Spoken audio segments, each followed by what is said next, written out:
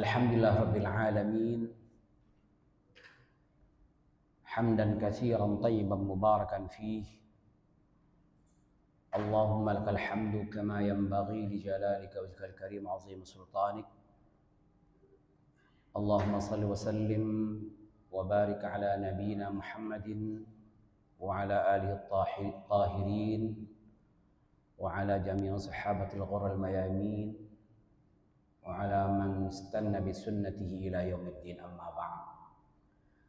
Qala azza wa jalla, a'udzu billahi minasy syaithanir rajim.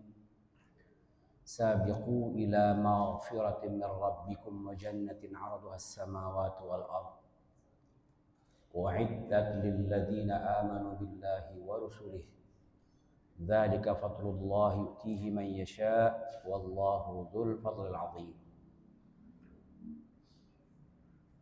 Wa qala Rasulullah sallallahu alaihi wasallam, inna li rabbikum fi ayyami dahrikum nafahat fata'arradu laha la'alla ahadukum in tusibahu nafhatun lan yashqa ba'daha abada.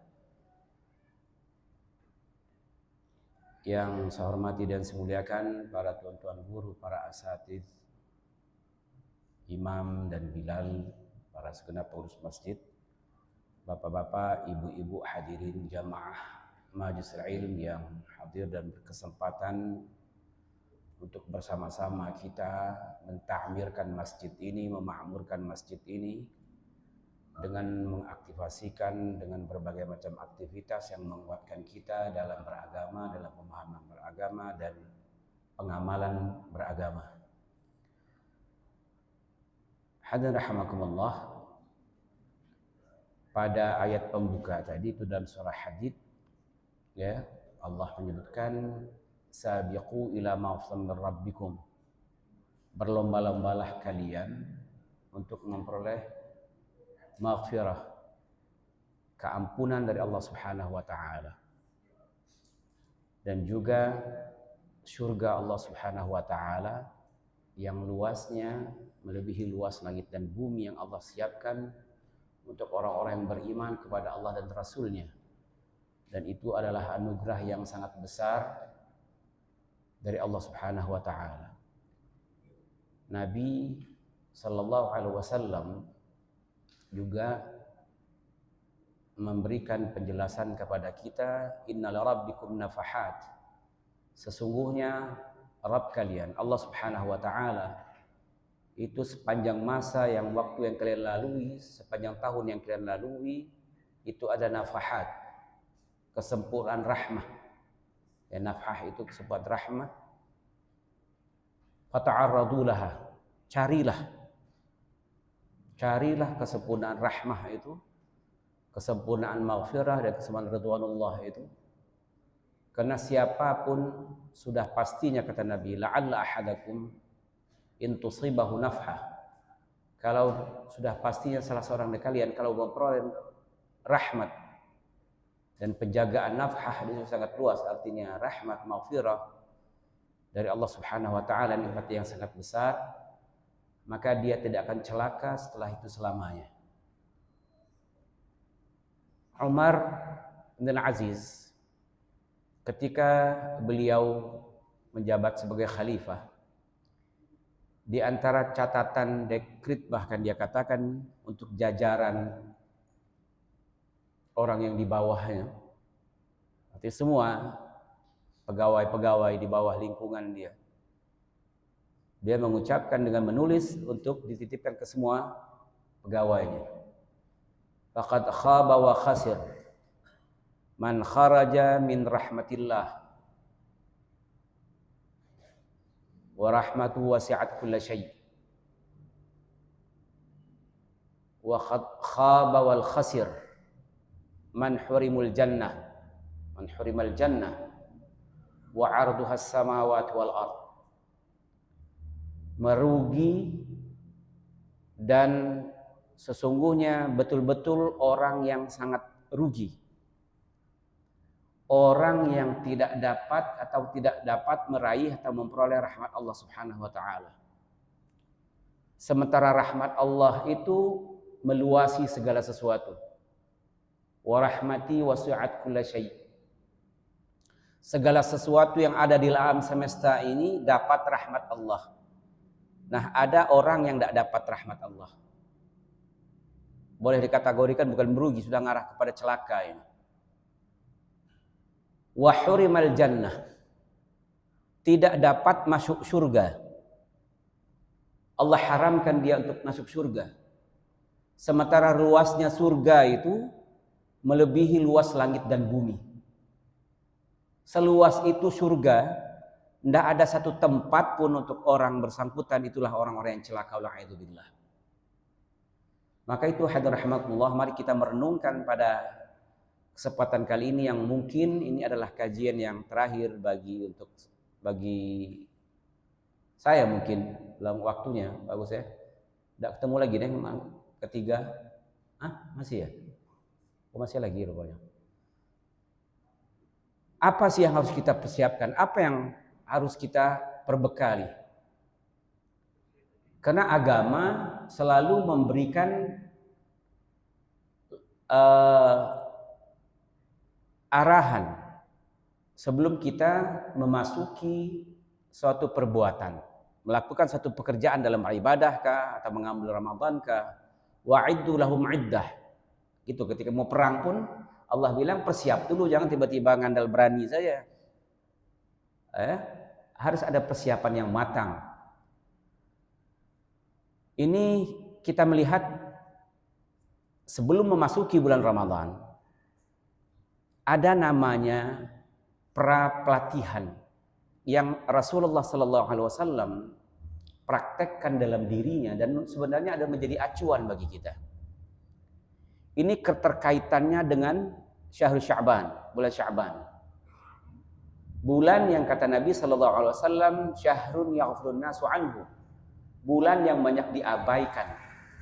Yang manusia luput dan lengah dengan bulan itu. Kalau bulan Rajab, kampanye tentang bahwa bulan Rajab itu adalah bulan yang penuh dengan kemuliaan. Sehingga manusia fokus ke situ. Bulan Ramadan sudah disebut lagi. Nah bulan Rajab, bulan Sya'ban ini banyak terabaikan. Lupa. Itu yang pertama.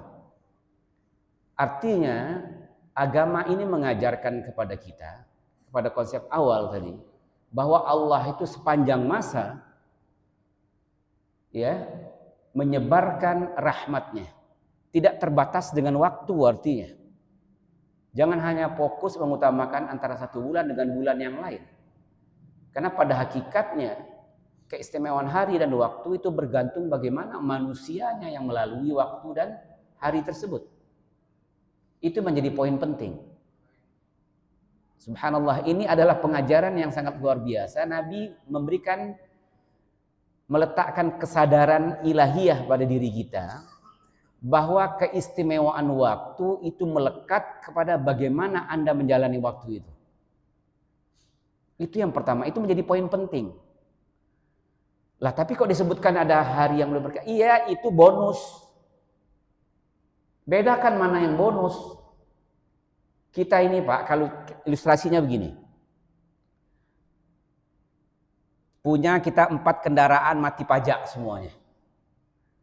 Tiba-tiba ada pengumuman dari pemerintah, ada pemutihan. Ya kan? Pemutihan itu seharusnya mendorong kita untuk segera melakukan pelunasan dari pajak kita yang belum dibayar ini tadi. Lah walaupun ada pemutihan, kalau tidak melakukan gerakan apa-apa, tetap saja keistimewaan pemutihan itu tidak berarti apa-apa bagi kita. Itu maksudnya. Walaupun masuk bulan Ramadan, walaupun masuk hari Jumat, walaupun masuk Asyura Awakhir, ya, tapi tidak melakukan hal-hal yang sesuai dengan apa yang diinginkan oleh aturan agama ini, ya berarti tidak bermakna apa-apa. Maka Rasulullah SAW memberi garis bawahi yang pertama adalah syahrun yaghfulun nasu anhu. Bulan yang banyak diabaikan, banyak dilengahkan. Seolah-olah Rasulullah ingin menyadarkan kita, ingat, jangan pernah terlengah sedikit pun untuk meraih maghfirah Allah Subhanahu wa taala. Bahkan banyak hadis yang menyebutkan la taghtarru bihulmillah. Jangan sampai kalian terperdaya atau artinya tertipu dengan orang yang melakukan kemaksiatan itu. Jangan sampai dia terkecoh. Kok belum dibalas oleh Allah Subhanahu wa taala kemaksiatan dan dosanya? Jangan. Jangan begitu berfikirannya, kata Nabi. Karena itulah hadrahmakumullah, yang pertama sekali dibangun oleh Rasulullah SAW kesadaran untuk menghargai waktu. Yang itu menjadi penting. Di Al-Quran coba kita perhatikan. Allah bersumpah dalam setiap waktu. Untuk apa sih? Biar kita membuka mata batin, kita membuka akal fikiran, kita membuka hati kita, ya Allah. Kita hidup itu adalah rentetan waktu, Pak. Umur kita, seperti Syauqi menyebutkan, in anta illa daqqatil al-ayyam atau tawlifatid duhur. Ya. Sesungguhnya Anda itu adalah rentetan waktu. Hidup ini rentetan waktu. Itu waktu kita.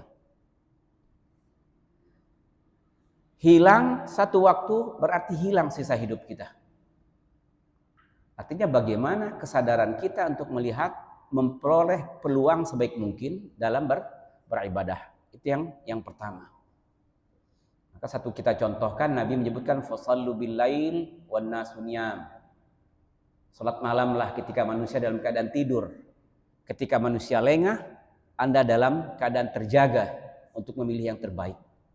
Karena itu menjadi penting keterjagaan dan kesadaran untuk selalu memperhatikan waktu demi waktu kita. Kita tidak tahu kapan waktu ini berakhir. Lalu yang kedua, ketika Rasulullah ditanyakan alasannya, Nabi menyebut, "Dzaka syahrun turfa amalu ibadah rabbil alamin. Fa uhibbu an yurfa amali wa ana shaim." Bulan Sya'ban itu adalah bulan di mana amal tahunan seorang hamba dilaporkan oleh malaikat kepada Rabbul Alamin. Ini sering kita bahas ini, ada laporan harian, ada laporan mingguan, ada laporan tahunan. Dan aku ingin ketika laporan amal itu diangkat kepada Allah Subhanahu wa taala, aku dalam keadaan berpuasa. Kesadaran tentang waktu, kemudian terus merapatkan diri, menyesuaikan diri dengan melaksanakan amal yang boleh jadi amal itu sebagai amal penutup dalam kehidupan kita. Itu Rasulullah berpuasa. Ini artinya Rasulullah mengajarkan kenapa berpuasa. Ya, puasa, hadrahmakumullah, ada seorang sahabat namanya Umamah al-Bahili radhiyallahu anhu. Sering kita bacakan hadisnya. Setiap mau perang, ya, minta doa dengan Nabi itu, alahin dikit doanya, ya. Ya Rasulullah, ud'u'i li bisyahadah atau is'alullah li syahadah. Ya Allah, ya Rasulullah, tolong doakan aku biar mati syahid. Setiap mau perang itu. Tapi Nabi mendoanya lain lagi.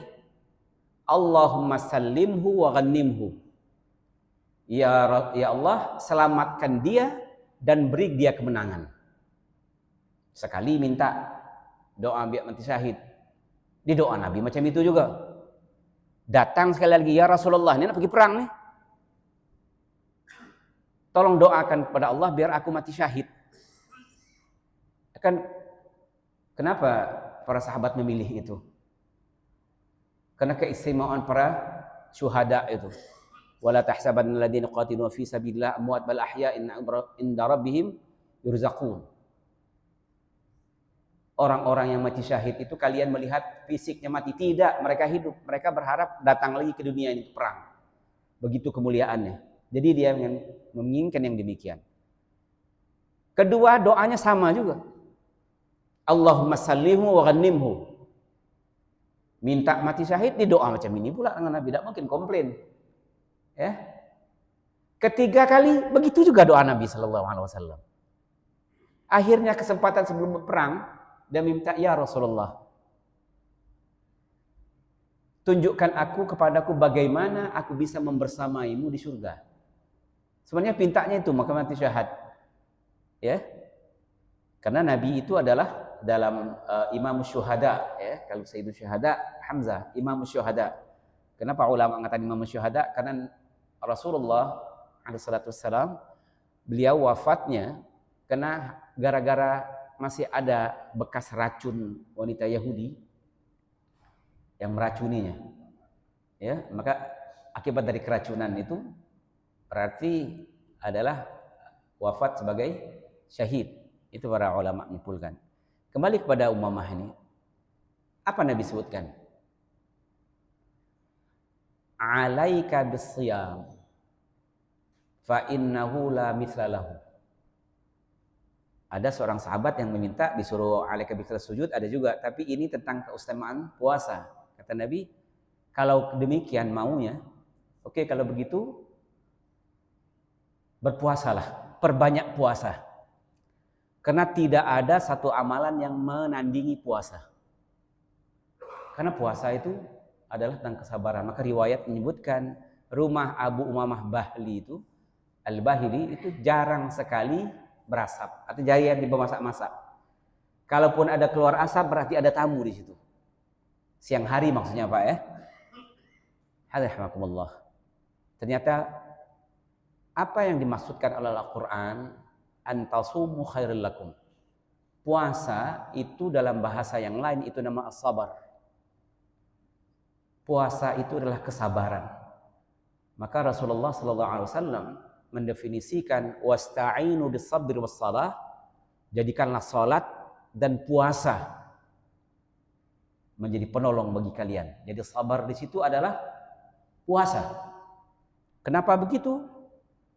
Karena dalam berpuasa itu banyak sekali tuntutannya.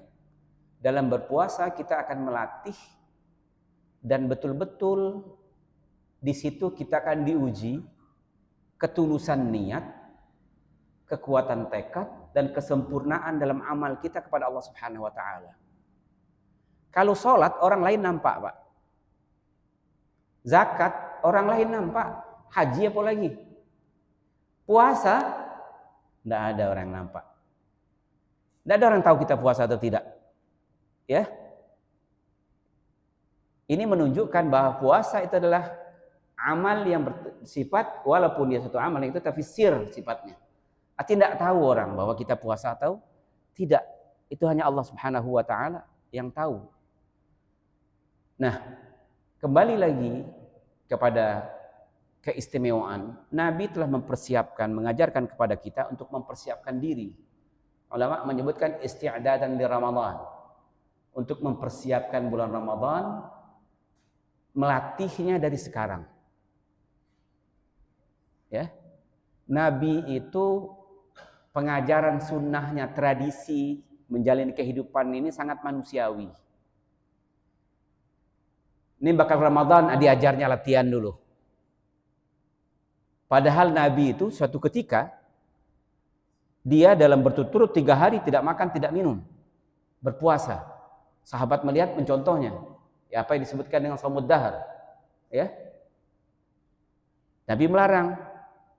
Nabi menyebut ayyukum misli, kalian tidak sama denganku. Wa ana atqakum akhsyakum. Dia menunjukkan kenubuatnya, khususiat nabinya. Akulah orang yang paling takwa ya pada Allah Subhanahu wa taala. Takut pada Allah Subhanahu wa taala kuku. Kalau aku lapar, yut'imuni rabbi wasqini.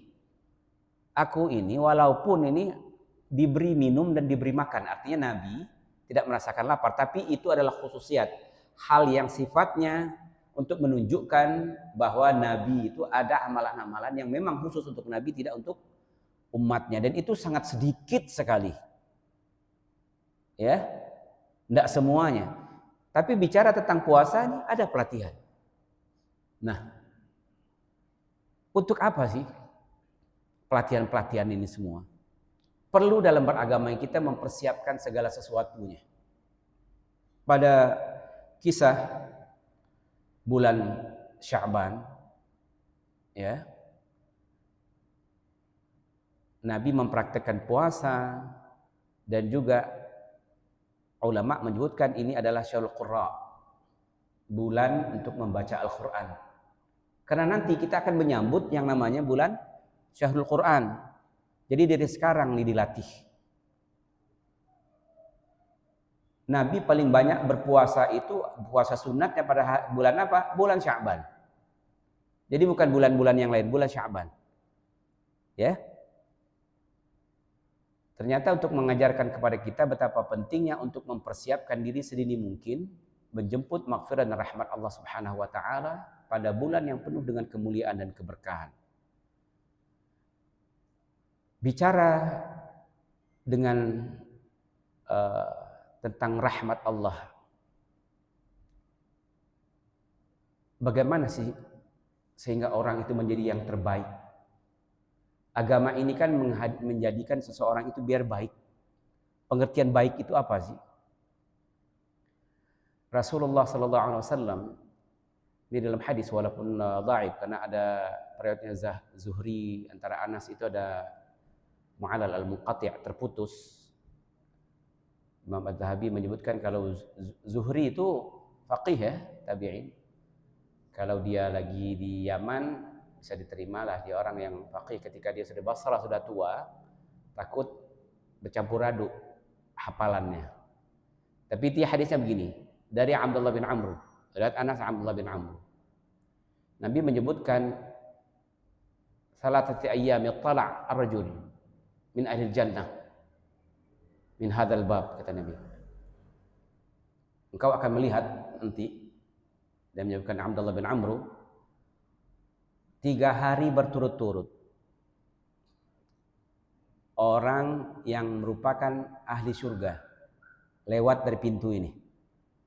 Pas Nabi tunjukkan pintu ini, kata Nabi.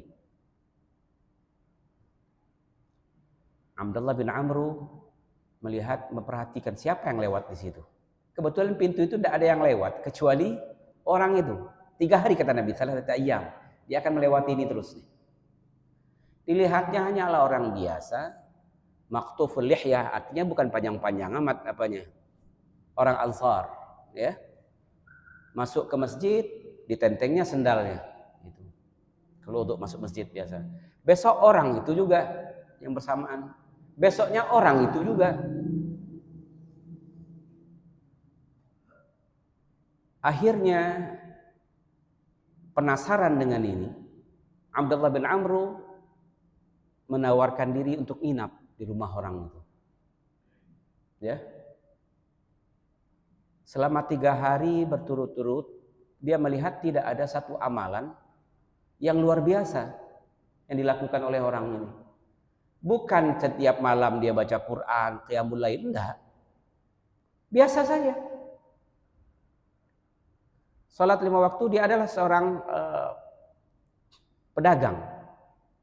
Pagi-pagi habis salat subuh pergi buka pasar, begitulah rutinitasnya. Ya. Ya maksudnya tidak berarti menghidupkan malam dengan zikir apa segala macam. Paling dia melihat idza ta'ar, kalau dia tinggal malam hari, dengarlah Abdullah bin Amr ucapannya, dia mengucapkan la ilaha illallah subhanallah bihamdi. Kalau terbangun malam, bukan sholat katanya. Cuma kalau terjaga dikit dia langsung baca subhanallah walhamdulillah, berzikir. Pada hari ketiga dia langsung menyebutkan rasa penasarannya ini. Aku mendengar Rasulullah menyebutkan bahwa sifat-sifat orang yang melewati pintu itu ternyata engkau orang. Sepanjang 3 hari ini aku ingin bertanya apa amalanmu, sehingga engkau mendapatkan akreditasi yang demikian luar biasa dari Rasulullah. Apa jawabannya? Yang kau lihat itulah yang aku kerjakan. Tidak ada yang aku sembunyikan. Tidak ada yang istimewa, itu saja. Setelah berlalu itu saja, iya. Sudah, oh itu saja. Mau pergi ya Abdullah bin Amr itu? Nanti sebentar. Ketika aku memejamkan mataku, ini beberapa riwayat hadis menyebutkan laisa fi qalbi syahna wala hasad li ahadin minal muslimin. Ketika aku memejamkan mata, aku mau tidur, aku tidak menyimpan sedikit pun rasa kebencian, permusuhan, ya, iri hati kepada semua saudaraku seagama. Tidak ada menyimpan hal-hal itu. Maka Abdullah bin Amr menyebutkan, "Dzaka ma balaghta ma qad balaght." Yang itu mungkin yang menyebabkan engkau dicap atau diberikan gelar sebagai penduduk surga. Kesempatan yang lain dia bertanya pada Rasulullah sallallahu alaihi wasallam, "Ya Rasulullah, man afdalun nas?" Ya Rasulullah, siapa orang yang paling utama itu? Rasulullah menyebutkan, ini sama ya, dari Anas juga, dari Abdullah bin Amr juga bertanya, mungkin untuk meng-cross check peristiwa yang tadi. Saduqul lisan wa mahmumul qalb. Orang yang terbaik itu adalah orang yang lisannya selalu jujur dan hatinya selalu mahmum. Mahmum itu artinya bersih, tersapu bersih. Lisan yang jujur kami tahu ya Rasulullah. Hati yang tersapu bersih itu apa maksudnya? Mahmum itu. Nabi sebutkan la isma alaih. Hati yang tidak mengandung kemaksiatan dan dosa. Hati yang tidak ada ghil, al-ghai wal ghil wal hasad. Al-ghai artinya menyimpan dendam. Al-ghai juga berarti menyimpan kemaksiatan untuk melakukan kemaksiatan kepada Allah Subhanahu wa taala, tidak melakukan kemaksiatan. Jadi Nabi sebutkan qalbun mahmumul qalb itu artinya at-taqiyun naqi. Orang yang takwa, yang taat kepada Allah, yang hatinya bersih. Ketika dikatakan hati bersih melalui ketaatan ini apa definisi praktisnya? Nabi sebutkan yang hatinya memang tidak ada dendam, tidak menyimpankan permusuhan, tidak menyimpan satu perselisihan dan dengki, itulah hati yang mahmum. Maka beririsan dengan penjelasan kita sebelum ini, para sahabat itu ketika dia membicarakan kepada tabi'in, seorang sahabat menceritakan salafus salih. Salaf artinya sudah mendahului dia ya, sudah meninggal. Pernah yang bicara ini sahabat nih. Para salafus salih, ini sahabat menceritakan kepada tabi'in. Artinya sahabat-sahabat Nabi yang sebelum ini, dia adalah sahabat mengisahkan ini. Ya balaghuna ma balaghu. Mereka sampai kepada derajat yang disebutkan radhiyallahu anhum wa radu'an. Kan itu kan Al-Qur'an menyebutkan sahabat itu mendapat ridha dari Allah Subhanahu wa taala. La bikasatis siyam wala bikatas salah. Bukan gara-gara banyak puasanya, bukan gara-gara banyak sholatnya, bukan. Tapi 3 hal kata. Salamatus sudur wa sakhain nufus wa nushu lil ummah. 3 hal yang itu menjadi fokus semua ibadah itu harusnya ke situ arahnya. Ibadah dan beragama itu sesungguhnya harus melahirkan orang itu betul-betul hatinya salamatus sudur, bersih. Bersih secara akidah artinya tidak menyekutukan Allah Subhanahu wa taala. Ya. La in asyrakta la yahbatanna 'amaluk. Itu kalau dalam konteksnya salamatus sudur untuk hubungan dengan Allah Subhanahu wa taala. Tidak didodai dengan kemusyrikan. Kalau salamatus sudur berkenaan dengan manusia artinya yang memang tidak melakukan kezaliman. Tidak memusuhi, tidak melakukan kezaliman, tidak melakukan ghil, Ya. Wa may yaghlul ghalla yaumil qiyamah. Siapapun yang melakukan penipuan. Ghil itu apa? Dalam bahasa Arab itu artinya belenggu. Jadi dikiaskanlah ghil itu ibaratnya kezaliman, karena kezaliman itu membelenggu. Ya. Ghalla yaumil qiyamah. Siapapun yang melakukan kezaliman, maka dia akan dibelenggu dengan kezalimannya itu sendiri. Nah, salamatus sudur. Ghil tidak ada. Ini dalam beberapa kesempatan selalu kita diingatkan. Pertama sekali penduduk surga itu yang dicabut oleh Allah Subhanahu wa taala sebelum dia masuk surga. Apa? Wa naza'na ma fi sudurihim min ghillin ikhwanan ala sururin mutaqabilin. Kemudian doanya, walladzina ja'u min ba'dihim rabbana ighfir lana wa ikhwana alladziina sabaquna bil iman wa la taj'al fi qulubina ghillan lil ladzina amanu. Ghil dulu harus dicabut. Ghil ini ternyata menggerogoti dengki, permusuhan, kebencian, ketidaksukaan, syahna. Dalam bahasa yang lain namanya syahna atau adawah. Jadi bisa kita gunakan, itu bahasa adawah, memusuhi. Ghil itu makna turunan dari mana hasad, iri dan dengki. Juga zulm artinya. Jadi simpulan-simpulan makna yang negatif yang memicu permusuhan kepada orang lain itu namanya ghil. Itu ternyata menggerogoti, merusak amal yang sebanyak ini. Mau pembuktiannya Nabi menyebutkan ya'ti ummati yaumal qiyamah. Hal alimtum al-mufallis min ummati. Manal mufallis? Ada Nabi menyebutkan siapa yang katanya mufallis itu ya, tidak punya al-mufallis. Dalam definisi mufallis itu tidak memiliki harta.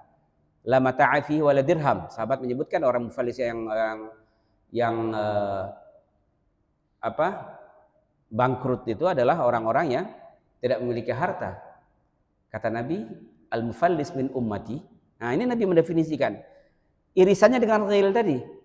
Menyangka amalnya sudah baik melalui sholat, melalui puasa, ternyata al-mufallis min ummati ya'tina yaumal qiyamah bi siyamin bi salatin wa siyamin wa qad syatama hadha wa sabba hadha wa zalama hadha wa akhadha mala hadha. Orang yang dikatakan merugi dan jatuh rugi itu, bangkrut dalam umatku adalah nanti pada hari kiamat adalah orang yang nanti datang dengan amal sholatnya, datang dengan amal puasanya, tetapi dia mencaci ini, membunuh ini, menipu ini, ya, sehingga setelah ditimbang antara amal baiknya, pahala puasa dan puasa sholatnya itu tekor. Itu dikatakan mufallis tadi. Wala'idzubillah. Maka Bapak Ibu rahimakumullah, ada satu hadis masih berkenaan dengan syahr Sya'ban. Hadisnya ini adalah rijalus thiqat ya. Innallaha la tali' fi lailatin nisfi min Sya'ban ila qulubil ibad fayaghfir jami' khalqih illa musyrik atau musyahin. Pada pertengahan bulan Sya'ban Allah menerawang melihat hati seluruh hambanya. Lalu Allah memberikan pengampunan ke seluruh hambanya. Kecuali orang musyrik, orang yang tidak beriman. Jelas tidak mendapatkan ampunan. Kemudian orang musyahin. Imam Auza'i, ya dari negeri Syam, ini termasuk dari fuqaha sab'ah. 7 ahli fikih dari kira tabi'in namanya Auza'i. Ata dengan kalau Ata itu di Hijaz, ini di Syam. Dia menyebutkan syahna itu adalah orang yang menyimpan kedengkian dan kebencian permusuhan. Dia juga mengkritik orang-orang yang membenci keturunan-keturunan baginda Nabi Sallallahu Alaihi Wasallam. Karena di situ ada orang-orang Khawarij pada konteks zaman dia ya. Jadi dalam makna yang lain menyimpankan permusuhan, musyahin. Tapi dari makna musyahin ini tadi, 2 ternyata orang mendapatkan keampunan. Orang yang beriman, baik keimanannya, baik tauhidnya, baik hubungannya dengan Allah Subhanahu wa taala, dan orang yang baik hubungannya dengan manusia. Itu saja syaratnya. Ya. Untuk itu kita harus memahami ketika ada namanya mukaffiratudz dzunub. Ramadan ila Ramadan. Kata Nabi, al-jum'ah ila jum'ah, Ramadan ila Ramadan. Ya, kafaratul lima bainahuma. Antara satu Ramadan dengan Ramadan yang lain itu menjadi kafarah, melunturkan dosa di antara keduanya. Dosa yang mana ini? Dosa kita dengan Allah Subhanahu wa taala. Kalau dosa kita yang berkenaan dengan al-ibad, tidak bisa selesai kecuali kita menyelesaikannya. Maka wasiat Nabi Sallallahu Alaihi Wasallam sebelum masuk puasa melakukan ibadah segala macam, taubat. Taubat itu apa Pak? Jangan sampai kita ada masuk mau bulan Ramadan masih ada perselisihan, takut tidak naik amal kita. Maka ulama selalu menyebutkan tingkatan untuk melakukan segala sesuatu ketaatan itu dimulai dengan taubat dulu. Itu tips yang pertama. Baru belajar ilmu. Ilmunya bagaimana? Ilmu berpuasanya. Baru sidqun niyah. Niat yang tulus. Ya baru yang selanjutnya adalah pelatihan. Nah, saya ingin menyebutkan keterkaitan dengan yang tadi. Ada hadis-hadis yang menyebut kalau orang berpuasa luntur semua dosa yang dia bawa. Bahkan Nabi SAW man qala dubur salawatil maktubat. Siapapun orang yang membaca setelah salat wajib 33 kali subhanallah, 33 kali alhamdulillah, 33 kali Allahu akbar, lalu ditutup dengan la ilaha illallah wahdahu la syarikalah lahul mulku wal hamdu wa ala kulli syai'in qadir wa dzaka tamamul mi'ah, kata Nabi, ditutup dengan la ilaha illallah, genap menjadi 100. Ghufirat dunubuh. Semua dosanya akan Allah gugurkan, Allah akan ampuni. Wa in kanat misla zabadil bahr. Walaupun dosanya itu sebanyak bilangan buih di lautan. Dosa yang mana ini? Dosa yang dengan Allah Subhanahu wa taala. Dosa yang bagaimana lagi? Dosa ada lagi pengecualiannya. Ya. Selagi orang itu tidak melakukan syirik, selalu dia mendapatkan keampunan. Ya. Karena innallaha la yaghfiru an yushraka bihi wa yaghfiru ma duna dzalik. Allah tidak akan pernah mengampunkan dosa syirik. Artinya, tapi persis seperti tadi musyrik. Orang musyrik tidak akan mendapatkan pengampunan. Artinya yang ini adalah pengampunan yang sifat-sifatnya berkenaan dengan Allah Subhanahu wa taala. Kita ini kadang-kadang dipikirkan macam mana Pak? 20 tahun yang lalu saya tidak pernah sholat segala macam, apa saya harus mengqadha? Kita terbebani dengan hal-hal yang demikian. Allah itu maha wasi'ul maghfirah. Yang terpenting itu adalah sekarang ini Anda perbaiki hubungan Anda dengan Allah Subhanahu wa taala. Tapi kalau kezaliman yang dilakukan dengan manusia tidak selesai dengan tasbih tadi. Tapi kita subhanallah, tapi kezaliman itu tidak akan selesai. Untuk itu kata Nabi membuat pengumuman sebelum haji ini. Man kanat lahu ma'akhi ya mazlamah. Siapa orang di antara kalian man kana 'indahu mazlamah li akhihi falyatahallalhu al-yawm. Hadis ini berkenaan sebelum keberangkatan haji, bukan berarti sebelum mau haji minta maaf, bukan. Kebetulan saja eranya datang. Artinya sebelum di dunia ini, kalau kamu untuk melakukan satu kezaliman kepada saudara-saudaramu, melakukan dosa, tolong diselesaikan sekarang. Falyatahallalhu al-yawm. Tahallul artinya minta dihalalkan, minta dimaafkan. Min qabli an ya'ti yaumun la dirham fihi wa la dinar illa 'amalun salih. Sebelum nanti kamu akan berhadapan di hari kiamat yang itu alat tukarnya bukan lagi duit, bukan emas, bukan perak, tapi alat gantinya adalah amal salih. Wa in kana lahu amal salih ukhidha biqadri mazlamatih. Kalau ada kebaikan yang dia lakukan, amal salih dia lakukan, maka amal salihnya akan diambil sesuai dengan kadar kezaliman yang dia lakukan kepada saudaranya tadi. Kalau tidak ada, apa yang terjadi? Maka dosa orang yang dizaliminya itu dipikulkan. Tawiqa alaih, dikalungkan kepada dia. Batuhriha ilal al-jahannam, ilan naru a'udzubillah.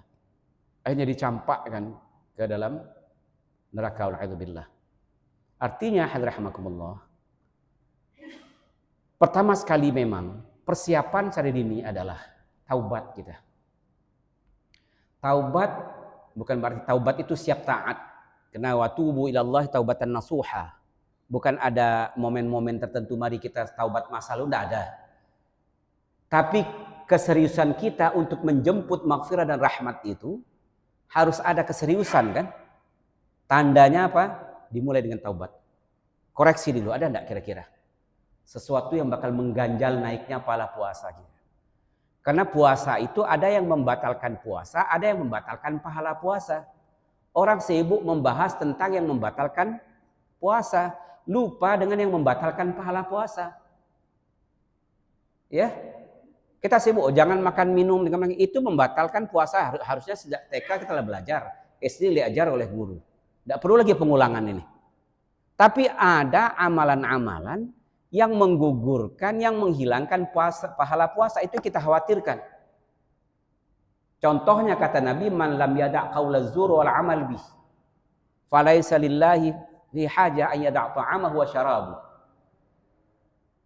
Ada seseorang yang berpuasa tapi tidak merubah perilaku dirinya dengan puasa tersebut. Seharusnya puasa itu menjaga mata. Idza shama ahadukum, kata seorang sahabat, ya, kalau berpuasa kalian, maka falyasum, yang berpuasa juga mata kalian, mulut kalian, tangan kalian, semuanya. Ini berpuasa, tidak makan, tidak minum, tapi terbatalkan pahala puasanya. Yang itu kita khawatirkan. Contohnya Nabi sebutkan yada' qaulaz zur, masih berdusta dan melakukan ini qaulaz zur. Itu bukan qaulaz zur saja artinya. Hal-hal yang melakukan kemaksiatan yang bertentangan dengan substansi makna berpuasa itu apa? Puasa mengendalikan hawa nafsu, terjebak dengan hawa nafsu, walaupun tidak makan, tidak minum, terkikis pahala puasanya, wa'iyadzubillah. Dan itu berat memang. Maka persiapan sekarang memang harus kita daftarnya apa? Untuk itu setelah taubat memang beriringan dengan itu an-niyah as-sadiqah, ketulusan niat.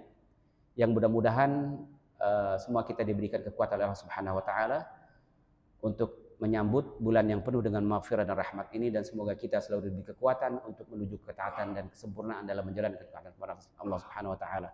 Demikian yang dapat saya sampaikan. Hadanallahu wa iyyakum, astaghfirullah li wa lakum muslimin muslimat. Mari kita tutup dengan baca kafaratul majlis. Subhanakallahumma hamdika asyhadu an la ilaha illa anta astaghfiruka wa atubu ilaik.